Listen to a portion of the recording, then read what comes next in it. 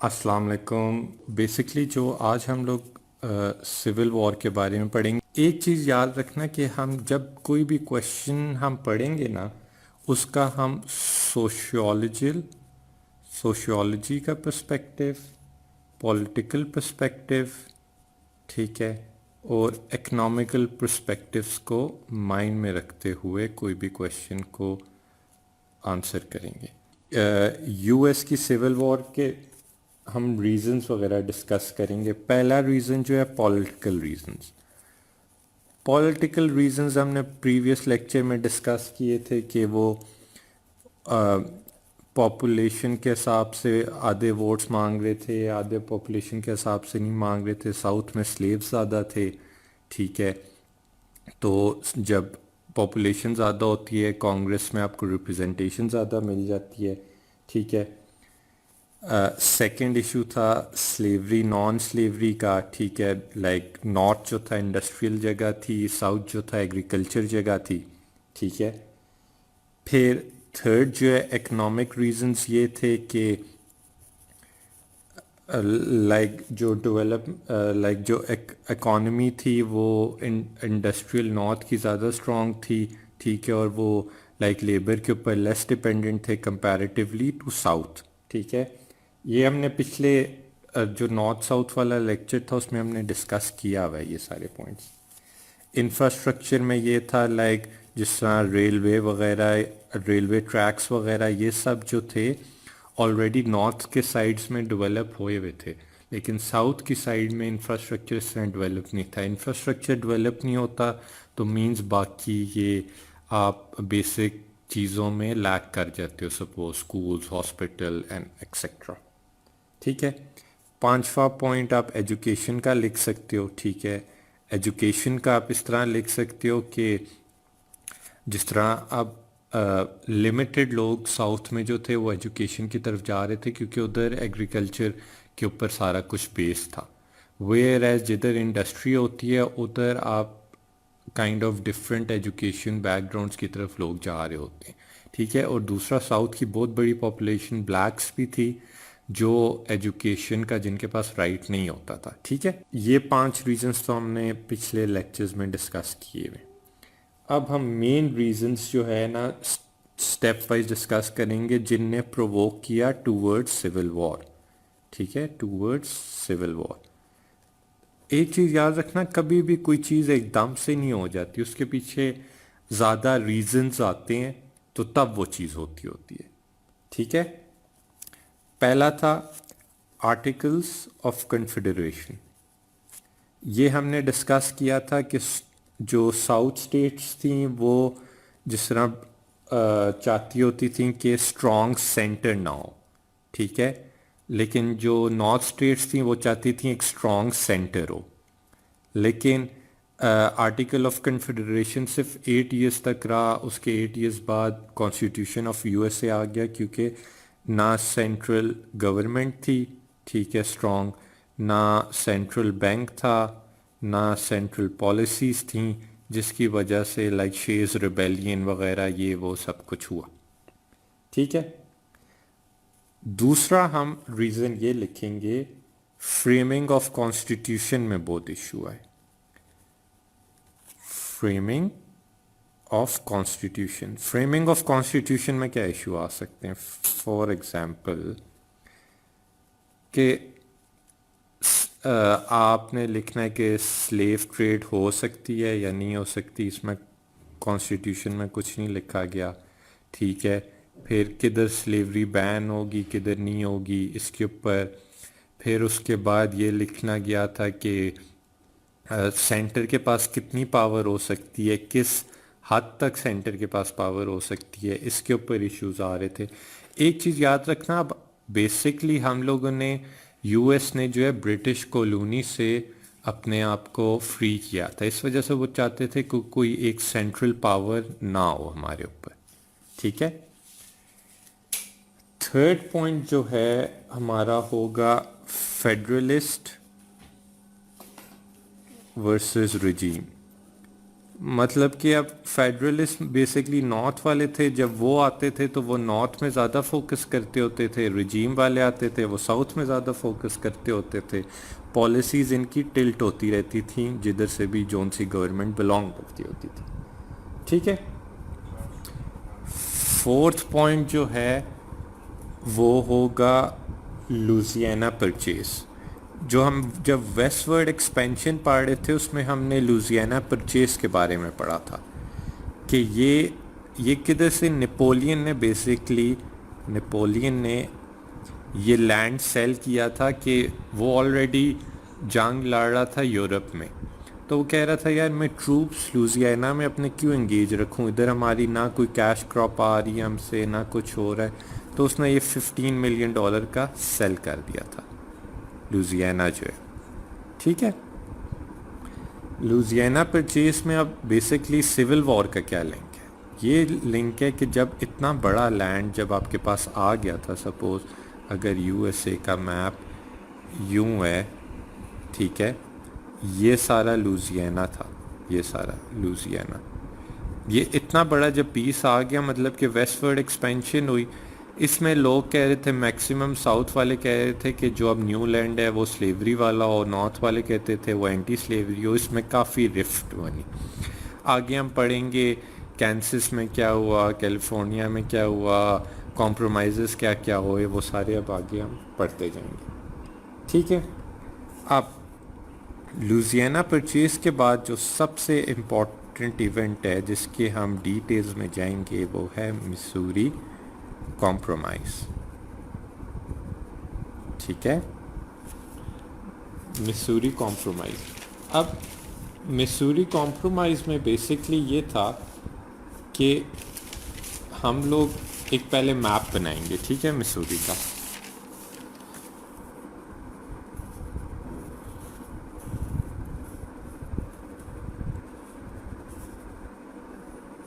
USA का map जो है ना, ये समथिंग लाइक दिस, सॉरी यार मेरी ड्राइंग अच्छी नहीं। एनी हाउ ये स्लेव स्टेट्स होगी, ठीक है, ये नॉन स्लेव स्टेट्स होगी, ठीक है, और मिसूरी कॉम्प्रोमाइज़ जो होगा ना, इधर बेसिकली एक इमेजिनरी लाइन सी बनेगी, वो मिसूरी कॉम्प्रोमाइज़ कहलाता है। ठीक है, वो मैं अब आपको बताता हूँ उसका बैकग्राउंड क्या है और उस लाइन का पर्पस क्या है। ठीक है, एक चीज़ याद रखना, इस वाली तरफ अभी स्पेनिश टेरिटरी है, ये वाली अभी एक्सप्लोर नहीं हुई, वो आगे आगे हम डिस्कवर करेंगे किस तरह इधर तक यूएस एक्सपैंड हुआ। ठीक है, अच्छा, मिसूरी कॉम्प्रोमाइज़ में क्या था? डिस्ट्रिक्ट ऑफ मेन ये एक जगह थी, ठीक है, ये मैसाचुसेट्स का पार्ट था, पार्ट ऑफ मैसाचुसेट्स, ठीक है, इसने स्टेटहुड के लिए अप्लाई कर दिया, ठीक है, स्टेटहुड के लिए। राइटिंग मेरी जिधर ना समझ आ रही हो आप लोग कमेंट्स में पूछ सकते हो, ठीक है। एनी हाउ हेनरी क्ले नाम का एक सेनेटर था, ठीक है, हेनरी क्ले, कैंटिकट से, केंटकी फ्राइड चिकन का आपको पता है ना, KFC, ये उस स्टेट से था, ठीक है, केंटकी से था।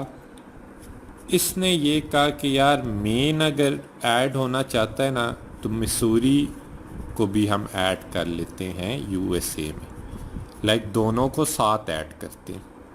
अब साथ ऐड करने का क्या पर्पस था कि मिसूरी को पहले इस वजह से एंटर नहीं होने दे रहे थे कि यार ये बेसिकली स्लेव और नॉन स्लेव स्टेट्स का बैलेंस ख़राब करेगा। नॉन स्लेव स्टेट्स उस टाइम 11 थी और स्लेव स्टेट्स भी 11 थी। इनने कहा यार एक भी कोई 12 होगी तो सारा बैलेंस ख़राब हो जाएगा। जब मेन आए ना, इनने कहा अब दोनों को ऐड कर देते हैं, एक स्लेव स्टेट होगी एक नॉन स्लेव स्टेट होगी, ठीक है। अब इससे क्या हुआ, इससे पहला परसेप्शन बना कि आज के बाद जो भी यूएसए में ऐड होगी ना, लाइक स्टेट, वो पेयर्स में ऐड होगी, पेयर्स में ऐड होंगी स्टेट्स, ठीक है, और वो इस तरह पेयर होगा कि एक स्लेव स्टेट होगी और एक नॉन स्लेव स्टेट होगी। वजह इसकी क्या है? ताकि हाउस ऑफ रिप्रेजेंटेटिव और सेनेट में इक्वल पॉलिटिकल इन्फ्लुएंस हो। और मिसूरी कॉम्प्रोमाइज़ में उनने कहा ये एक इमेजिनरी लाइन है, 36 डिग्री 30 मिनट्स इसे कहते हैं। उनने इमेजिनरी लाइन बना दी कि यार इससे ऊपर जो स्टेट्स होंगी आज के बाद वो नॉन स्लेव्स होंगी, इससे नीचे वाली स्लेव स्टेट होंगी। ठीक है, इसने टेम्परेरीली आपका इशू सॉल्व तो कर दिया, लेकिन अब हम आगे जब पढ़ेंगे ना, जब ये वाले एरियाज़ कब्ज़ा होना शुरू हो जाएंगे तो तब हम पढ़ेंगे कि इसमें नॉर्थ को क्या इशू आना शुरू और साउथ को क्या इशू आना शुरू। ठीक है, अच्छा, अब ये है कि जब मिसूरी कॉम्प्रोमाइज़ हो गया ना, तो इस दौरान जो है एक एंटी स्लेवरी मूवमेंट शुरू होगी। एंटी स्लेवरी मूवमेंट, उसको कहते थे एबोल्यूशन मूवमेंट। एबोल्यूशन मूवमेंट ये बेसिकली शुरू में जो था रिलीजियस ग्रुप्स ने शुरू की थी। ठीक है, कि जी इंसान बराबर होता है, कोई गुलाम नहीं, कोई कुछ नहीं। ठीक है, फिर इसमें ये हुआ कि काफ़ी लोग जिस तरह फ्री ब्लैक मैन जो थे नॉर्थ में, जो फ्री ब्लैक मैन थे, उस जिस तरह आप फॉर एग्जांपल लिख लो फ्रेडरिक डगलस। ठीक है, फ्रेडरिक डगलस ये हो गया। वाइट जो सपोर्टर्स थे, जो एंटी स्लेवरी के सपोर्टर्स थे, उसका आप नाम लिख सकते हो विलियम गैरिसन। गैरिसन क्लब के नाम से आप रख लो, विलियम गैरिसन।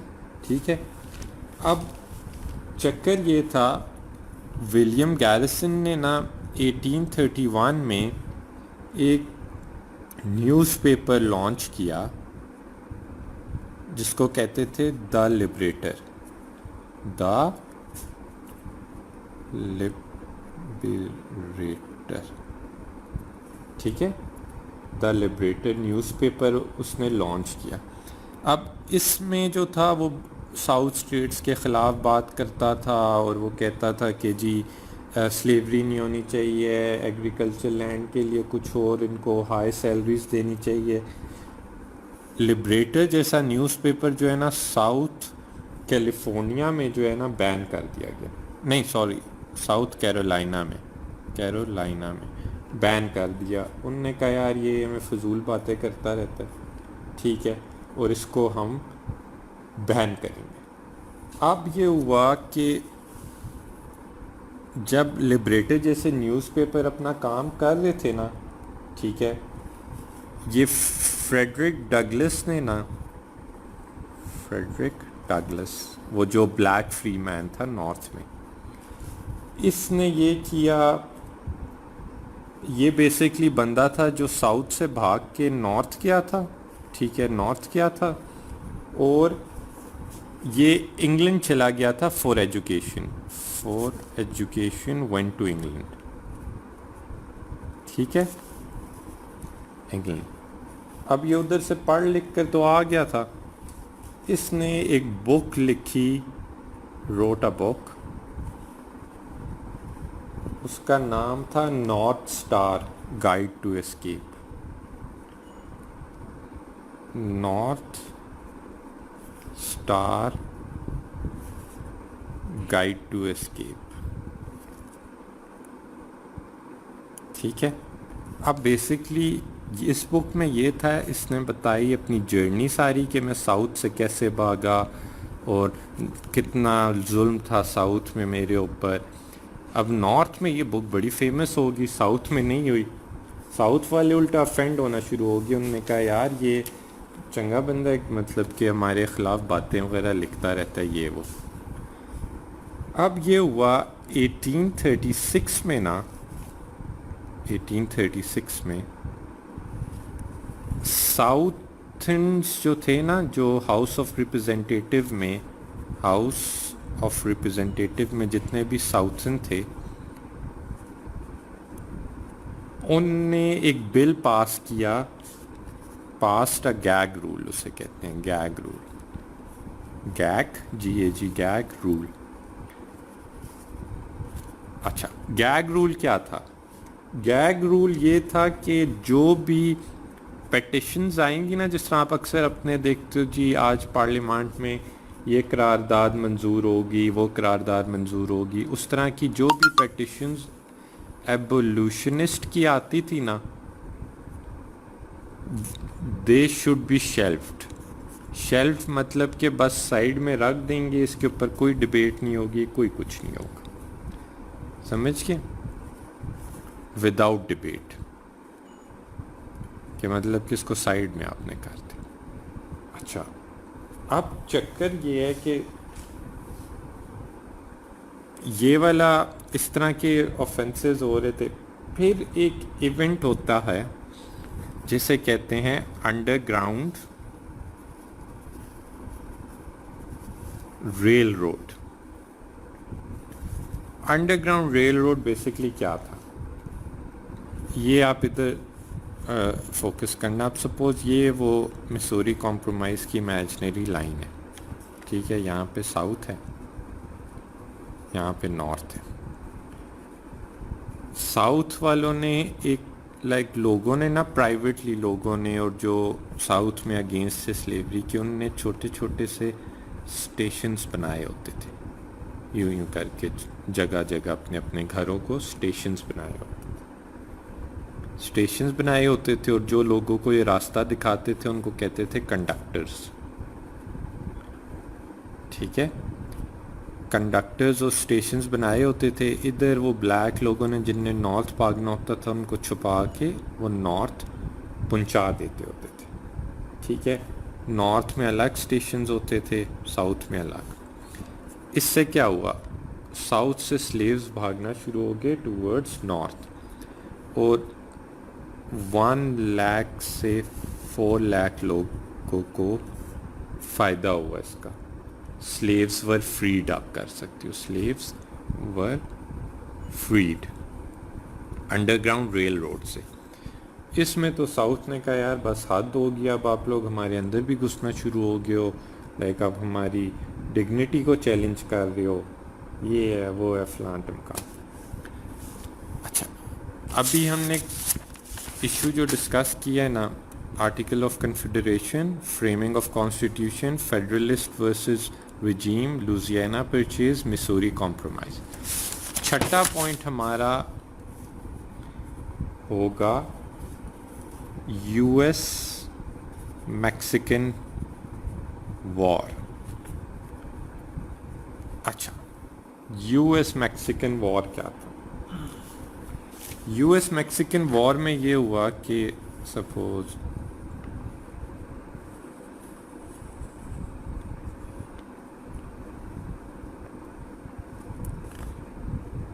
अब सपोज इधर तक हमारा यूएसए फैल चुका है, इस तरफ जो था ना, इस तरफ आपका टेक्सास था, ठीक है, और यहाँ पे आपका मैक्सिको था, जो न्यू मैक्सिको जिसे कहते हैं। मैक्सिको मेन कंट्री तो इधर से सही से शुरू हो रही थी, लेकिन यहाँ पे टेक्सास और ये मैक्सिको की सिटी, ये बेसिकली मैक्सिकन्स के कंट्रोल में थी। लेकिन इसका इशू ये था कि जितने यूएसए में जो डिफ़ॉल्टर्स थे ना, यूएसए के जितने भी डिफ़ॉल्टर्स थे वो टेक्सास भाग के आ जाते थे, लाइक जिसने बैंक डिफ़ॉल्ट किया होगा या किसी और कोई इशू होगा। एंड में ये हो गया कि मैक्सिकन गवर्नमेंट तो थी, गवर्नमेंट मैक्सिकन थी, लेकिन 7,000 लोग जो उधर रह रहे थे वो अमेरिकन थे, लाइक अमेरिकन इन्फ्लुएंस इधर बहुत फैलना शुरू हो गया था। अब इससे क्या हुआ, इन लोगों ने जो है ना, जब मैक्सिकन्स ने कहा जी आप ट्रेड कर लो, ये वो ट्रेड भी बढ़ना शुरू होगी और अमेरिकन इधर आते जा रहे। एंड में जब ट्रेड पॉलिसी सख्त हुई ना, उन लोगों ने रिबेलियन अगेंस्ट कर दी। ये जो उधर लोग रहते थे ना, इन लोगों ने रिबेलियन अगेंस्ट कर दी मैक्सिकन गवर्नमेंट की। फिर इनकी जंग शंग हुई, टेक्सास हो गया आज़ाद। टेक्सास आज़ाद हो गया, फिर यूएसए ने जो है ना टेक्सास को आहिस्ता आहिस्ता अपने कंट्रोल में लेना शुरू कर दिया। अब क्या चक्कर था, ये टेक्सास एक नई जगह आ रही थी, साउथ ने कहा जी ये इधर स्लेवरी आपने फ्री रखनी है, स्लेवरी लाइक इधर अलाउड आपने करनी है। नॉर्थ ने कहा आपने नहीं अलाउड करनी। अब इसमें इशू क्या आया, यहाँ पे तो रोला चल ही रहा था ना, इस जगह थी कैलिफोर्निया। कैलिफोर्निया इसने कहा जी मैं यूएसए के साथ आना चाहती हूँ, लेकिन मैं नॉन स्लेव होंगी, नॉन स्लेव होंगी। और इधर जो होगा गोल्ड रश शुरू हुआ था, लोग इस वजह से इधर फोकस कर रहे थे। इनने कहा हम नॉन स्लेव्स होंगे, ठीक है। याद है मिसूरी कॉम्प्रोमाइज़ हुआ था, ये उन्होंने कहा जो लाइन से नीचे होगा वो स्लेव स्टेट होगा। ये इशू आ गया, कैलिफोर्निया चाह रही थी कि जी मैं तो नॉर्थ वालों के साथ जाऊं, ठीक है। तो ये इशू आ गया। अब इस इशू को सॉल्व करने के लिए ना एक बिल पास हुआ, उसे कहते हैं 1850 का कॉम्प्रोमाइज़।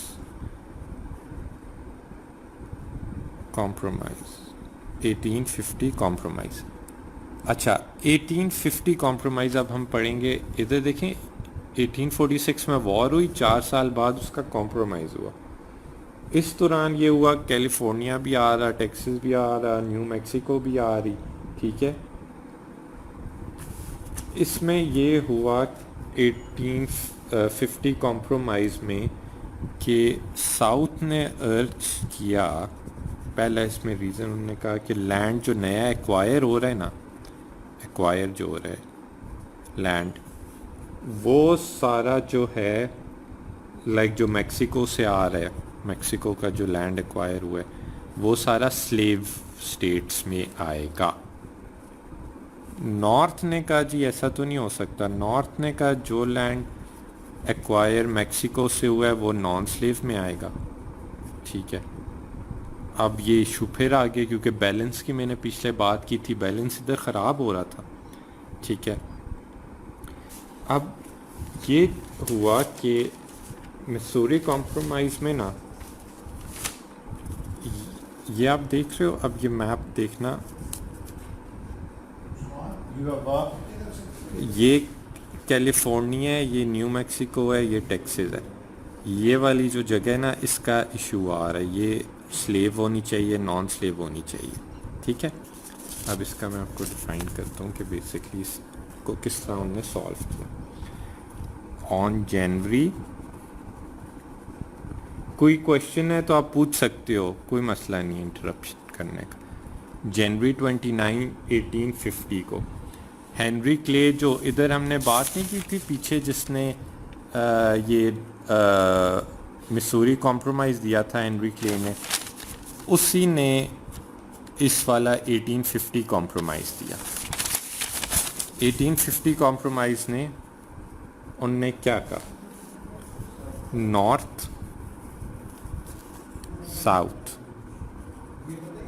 1850 कॉम्प्रोमाइज़ में उनने ये किया, पहला उनने पॉइंट ये रेस किया नॉर्थ को, जिसमें फ़ायदा हुआ कि कैलिफोर्निया जो है ना वो फ्री स्टेट आएगा, ठीक है, समझ गए। साउथ को उनने ऑन दी अदर एंड क्या फ़ायदा किया, उनने कहा no restriction on slavery in Utah. Utah एक और स्टेट थी, वो मैं अभी आपको दिखाऊंगा मैप, उसमें उनने इधर नॉर्थ को कॉम्पनसेट किया, इधर साउथ को कॉम्पनसेट किया, ठीक है। सेकंड पॉइंट क्या था, सेकंड पॉइंट ये था कि स्लेव ट्रेड जो है ना वो प्रोहिबिट कर दी थी उनने वॉशिंगटन डीसी में, वॉशिंगटन डीसी में, ठीक है। ये नॉर्थ इसमें खुश हो गया। लेकिन इधर उनने कहा जी स्लेव होल्डिंग आप कर सकते हो, ट्रेड नहीं आप कर सकते, लेकिन जो आपके पास स्लेव्स हैं उनको आप वॉशिंगटन डीसी में रख सकते हो अपने पास। ठीक है, एनी कन्फ्यूजन टिल नाउ? अच्छा, अब बात ये है कि थर्ड पॉइंट उन्होंने क्या बात की, इधर से बड़ी बात इंटरेस्टिंग हो जाएगी। उनने कहा जी टेक्सास का जो टेक्सास ने फ्रीडम जो ली थी ना, उससे उनने कहा टेक्सास जो है उसकी बाउंड्री ख़त्म हो जाएगी। ठीक है, बाउंड्री डिस्प्यूट उसका न्यू मैक्सिको के साथ ख़त्म हो जाएगा। इसमें बड़ा खुश हुआ नॉर्थ, उसने कहा ये तो बहुत अच्छी बात है, लेकिन उनने साथ ही कह दिया कि टेक्सास जो है वो यूएसए के अंडर आ जाएगा, उसको हम $10 मिलियन की कॉम्पनसेशन देंगे जो वो अपनी डेप्ट उतारेगा मैक्सिकन गवर्नमेंट से। ठीक है, अब इसमें उनने साउथ को एक और तरह फैसिलिटेट किया, फोर्थ पॉइंट, जिसे कहते हैं फ्यूजिटिव स्लेव एक्ट। अब फ्यूजिटिव स्लेव एक्ट क्या है, इधर आप यूँ हेडिंग बना लो, फ्यूजिटिव स्लेव एक्ट। अच्छा, फ्यूजिटिव स्लेव एक्ट में ये क्या था, इसमें ये था जितने स्लेव्स जो हैं ना, स्लेव्स ब्लैक स्लेव्स, वो साउथ से नॉर्थ भागे हैं वो वापस आएंगे। ठीक है, विल बी रिटर्न्ड। ठीक है, मतलब कि वो अंडरग्राउंड रेल रोड जो हमने पढ़ा था ना इधर, ये जो अंडरग्राउंड रेल रोड पढ़ा था, इसमें उनने कहा जी जो जो नशे थे ना, 1,00,000, 2,00,000, 4,00,000 बंदे वो वापस आएंगे। फिर उनने एक और कहा जी ये जो जितने भी एक्यूज्ड होंगे ना कि ये फलाना ब्लैक भाग गए, ये जज या ज्यूरी के सामने नहीं आएंगे, ये कमिश्नर होगा, जज या ज्यूरी के सामने नहीं आएंगे, ये कमिश्नर्स के सामने आएंगे। और कमिश्नर जो है वो बेसिकली डिसाइड करेगा,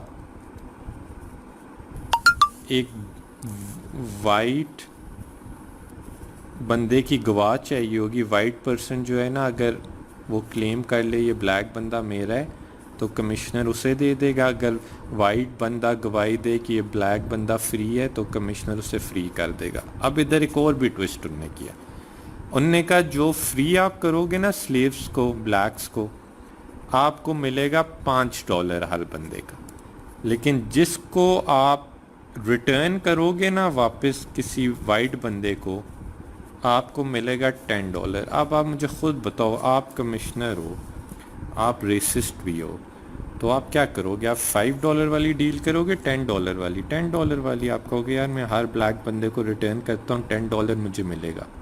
ठीक है, तो मतलब कि जितने लोग भागे थे अंडरग्राउंड रेल रोड में, आधे वापस आ गए, और मेनली कोई कोई लोग एक्स्ट्रा भी वापस आ गए।